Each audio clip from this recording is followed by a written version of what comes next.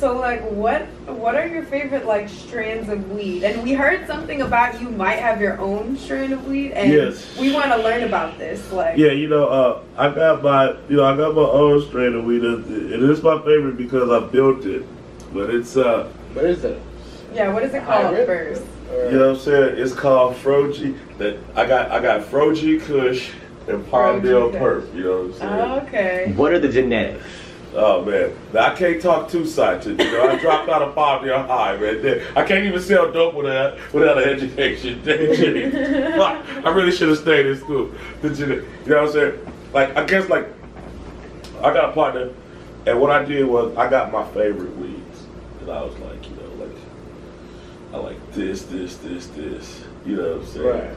All right, so like I'm gonna get all that stuff. You know, y'all ask me the question, I can get all that shit for you, but I basically, it was like my favorite. It was like my favorite cushion. I can't give away too many ingredients. You know what I'm saying? Like my favorite cushions. You know what I'm saying? I go get my. You know, I got a lot of people that grow. A lot of people that got bud. So I go through them. I holler at them. And, you know, I got the ones that I really like. You know what I'm saying? So, I got Froji Kush. That's coming in a minute, and Palmdale Purple will be ready here in a few days. Oh wow! Palmdale Purple ready. Is that what? Is that a hybrid sativa indica? Yeah. Too scientific.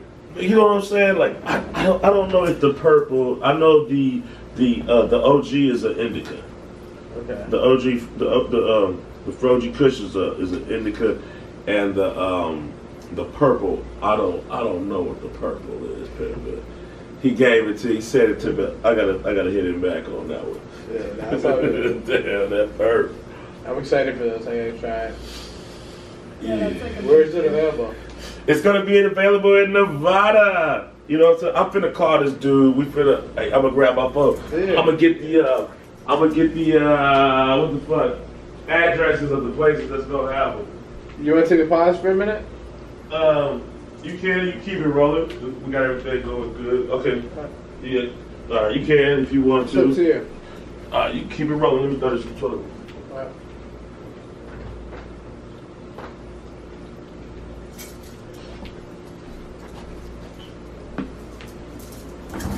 Y'all can chop this up. This is cool. Feel like I get it firsthand. He'll probably pick on up. You know what I'm saying? You trying to do this. You trying to do this. Hello? Yo. All right. Hey, man, I'm live on TV right now, man. They asking me questions I can't answer, man. Where I know it's going to be available in Nevada. What are those stores you said it was going to be available at? And if you can pause like 5 seconds after you say it, I'm going to repeat it and then tell me the next store. All right. Okay. This first one's going to be the dispensary in Reno on 100 West Plum Street. Okay, it's going to be available at the dispensary in Reno. Yeah, and Google it because I'm too high to just repeat that address too. You know what I'm saying? But the dispensary in Reno. Okay, where else? Oh, okay, on Plum Street. You know what I'm saying? Okay, and where else is it going to be available at? And then it's going to be available next at New Leaf in Incline Village. Okay, it's going to be available at New Leaf. And the New Leaf Incline Village is a city, right? Yeah, Lake Tahoe. Lake Tahoe. Okay. Lake Tahoe. All right. And that's going to be in Lake Tahoe. So it's going to be available there. All right. What else we got? And then it's going to be available in Las Vegas at New Leaf. That's Nuleaf. Okay, New Leaf. That's going to be Nuleaf. New Leaf in Las Vegas. That's where it's going. That's going to be the Las Vegas store. Are any more stores in Las Vegas, or is that it for right now? That's it. Okay. All right, brother. All right, man. I appreciate it, man. I'll call you back in a little bit. Okay. Oh, hey, stay online, man. They asking me questions about the perp. Hey, talk to my man. Let's see. What do you want to know about the perp again? What is it? An indica? Is it a hybrid? It's a pure indica. It's a pure indica. Palmdale? It's a granddaddy No. Oh wow. Yeah, man. Okay. For sure, Pepe. All right, man. I'll hit you back here in a little bit. Thanks, brother. Okay. All right, so yeah. If you could help me print that, if there's any printing material. Definitely, I got you. But yeah. Or just tell them what they need to know. You know what I'm saying? Don't give them the Colonel Sanders. Don't give them the nuclear. Don't give them the nuclear codes, man. Secret. Hey. He's got his own weed. Colonel Sanders. His own weed and his own beer. Yeah. Talk to us about the beer. Tell us all about the beer. Oh man. It's only right. Yeah. It's only right. yeah. You know, y'all wanna hear the whole story, the good, bad, and the ugly, or just the good? Yeah, I mean, yeah. Like, give us the story. We want to know the story. This okay. That coming up as a kid, Eazy-E, he made Old English 800 popular. Like I think he was the first rapper to get behind. He was a fluid. An alcoholic beverage such as a malt liquor. Yeah. And I'm gonna just say he was the first rapper to make something cool other than clothing. Like he made it cool to have a beverage in your hand. Yeah. Like I never seen that. Yeah, he was. Okay, the first one. And you know what? I'm seeing that now, but I was a victim of his marketing and didn't realize it then. Yeah. Mm-hmm. And not even a victim. I was down with Eazy. It was cool. Yeah. I didn't even realize it was like magic. You know what I'm saying? So anyway, I don't drink brass monkey. Like the beat funky. Nickname Eazy-E. Yo, 8-ball drunk. Yeah, we was from LA. We drunk 8-ball. So I drunk 8-ball. Yeah, 8-ball. Give me that 8-ball. DJ Quick came out. He drunk 8-ball. That was the OG drink. And not only did he drink it, the OG gangsters in the hood drunk it. It was like certain cats. It was like the keep it real cats. They all drunk it. The cats that kept wearing All-Stars when you bought other different shoes. They're like, nah, no, All-Stars, no, All-Stars, no, Old English, no, 64 Impala, no, Corvette, no, 64 Impala, no, 64 Impala. Over the years, you got to respect that consistency they do, whatever. So, like, there was that whole thing, that traditional OG classic shit that came with Old English. Eazy-E started drinking it. That shit was $3.84 back in the 80s and early 90s. Right. So like, you gotta think about that. That's $5 for a beer.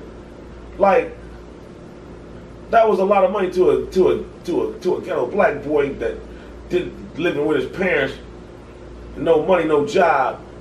$5 for a fucking beer. $3.84, that's $4, and by the time they get through playing. So like, Coke 45, I was in Mississippi. I had my dad left California, he went to Mississippi, and I had stayed there.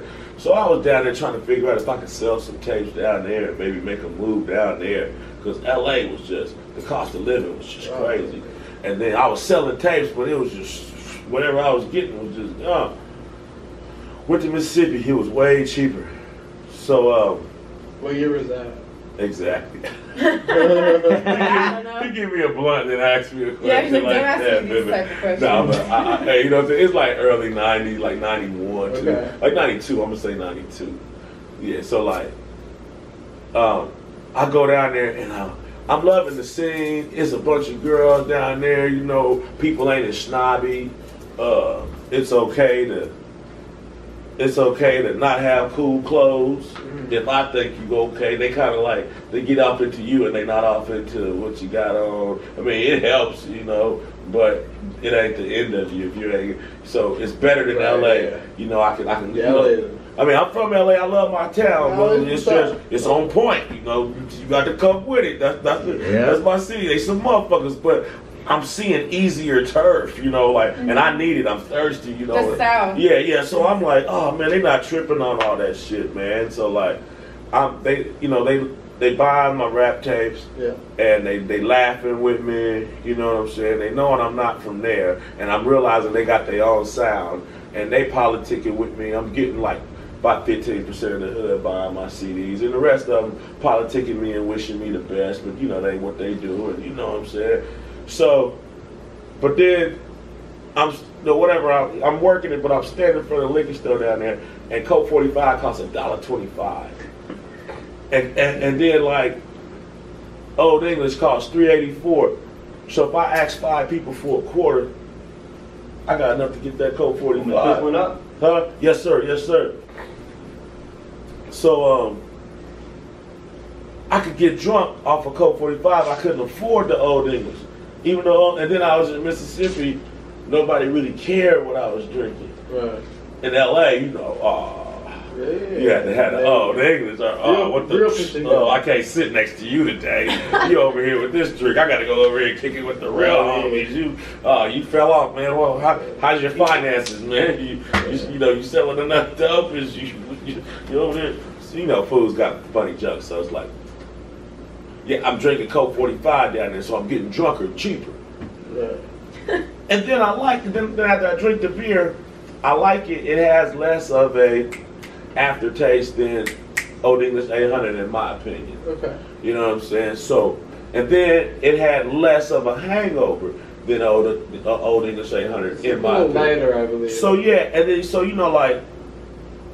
as I put my rap recipe together, each rapper from the West had his own malt liquor he kind of endorsed.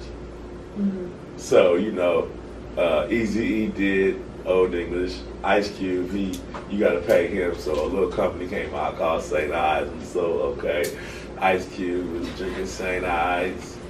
And then, and then the other rappers might not get paid, but they'd always represent, however they did it in their tape. They let you know, yeah, I'm a classy boy, from this hood. Yeah, nah, fool, I don't drink no motherfucking Zima. I'd rob you at my party if I saw you drinking that. Or so, they'd joke, and they'd kind of put that in the air or something. So like, and they were like, okay, I drink Old English. So I put myself together. I was like, okay, you got Compton, you got LA, and even though I'm from LA, I got a lot of friends up in Palmdale, to the point where it'd be a gimmick to let my rapper character kind of like Eazy-E Compton, that city, you know what I'm saying? Like Long Beach, Snoop. Each West Coast rapper got his own beer in his own city. Yeah, so, I did Palmdale and Coke 45, my liquor.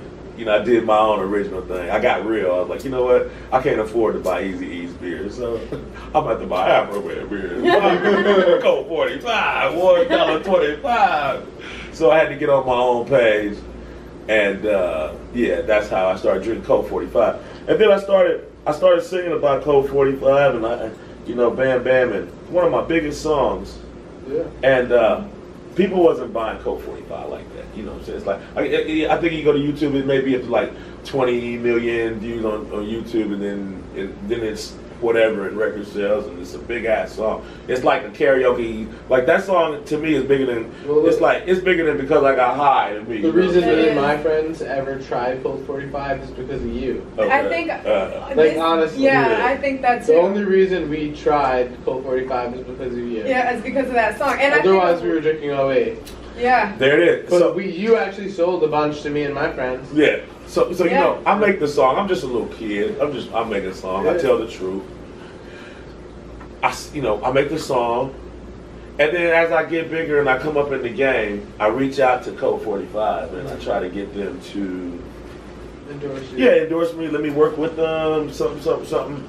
And the bottom line is just no response. And the bottom line is, I'm worth something. I could sell some beer. Making you money. Yeah, man. So I decided that I decided to reach out to Coke 45 and try to work with them, or go make my own beer. If they didn't, it's going to be 1, 2. I wanted to work with Coke 45. So I reached out to them. we was, politely declined. So I went to B, and I started reaching out to companies to make me my own malt liquor. And I found this company, and then he asked me, he was like, okay, man, we'd love to do it for you. They got this nice distillery in St. Louis. It's a beer city. Budweiser's there and everybody. So we hooked up the deal, and he said, what do you want it to taste like? I said, I want it to taste better than Coke 45 with less of a hangover. And they was like, oh, I was laughing and grinning, but they was like, okay. And they start sipping it, and they start talking, and man, they came back, with a serious situation. It's and the name of my beer is called Cold, like it's cold in here. Cold Fro-T5. Cold Fro-T5. I was trying to figure out how to pronounce it. Yeah, Cold Fro-T5. Fro-T5. Now we got it. And the Fro-G. The Fro-T5 with the Hey. Fro-G. It all goes together. I got these rolling papers called Frig Frags, you know what I'm saying? Shit, yeah. I gotta try those. Yeah, get some of these Frig, so holla at me. Where can I get those? Directly from me. I'm gonna get them rolling. All right, I'll text you. I'm looking for some entrepreneurs right now, you know what I'm saying? Some frontier investors. All right, we'll speak. Amen. Yes. Hell yeah. Yeah. Something I'm interested in.